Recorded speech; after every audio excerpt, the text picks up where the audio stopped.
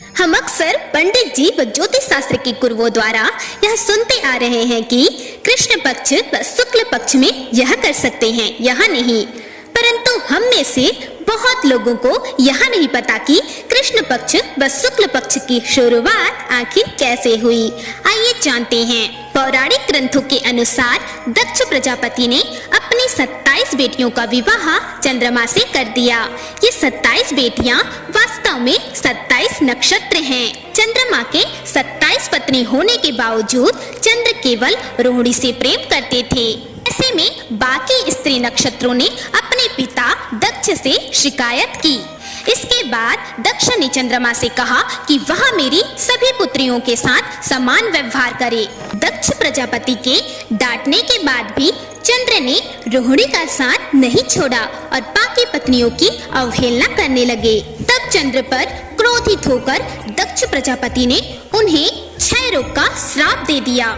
क्षय रोग के कारण सोम अर्थात चंद्रमा का तेज धीरे धीरे कम होता गया और इस प्रकार कृष्ण पक्ष की शुरुआत यहीं से हुई।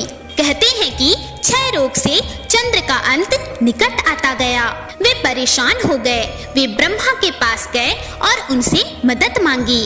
तब ब्रह्मा और इंद्र ने चंद्र से शिव जी की आराधना करने को कहा। तब चंद्रमा शिव जी की आराधना करने लगे। आखिरकार चंद्रमा की आराधना से शिव जी प्रसन्न हो गए और चंद्र को अपनी जटा में जगह दी। ऐसा करने से चंद्र का तेज फिर से लौटने लगा और इस प्रकार महादेव की चंद्रमा पर कृपा से शुक्ल पक्ष का निर्माण हुआ। चूंकि दक्ष प्रजापति थे, चंद्र उनके श्राप से पूरी तरह से मुक्त नहीं हो सकते थे।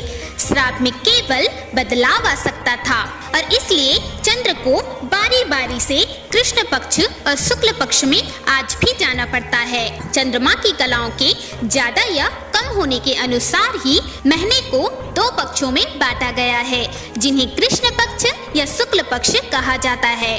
पूर्णिमा से अमावस्या तक बीच के दिनों को कृष्ण पक्ष कहा जाता है। वहीं इसके उलट अमावस्या से पूर्णिमा तक का समय शुक्ल पक्ष कहलाता है। और इसी प्रकार दक्ष के द्वारा कृष्ण पक्ष का निर्माण हुआ और महादेव के द्वारा शुक्ल पक्ष का निर्माण हुआ और इसी प्रकार से कृष्ण पक्ष व शुक्ल पक्ष की शुरुआत हुई थी। हर हर महादेव।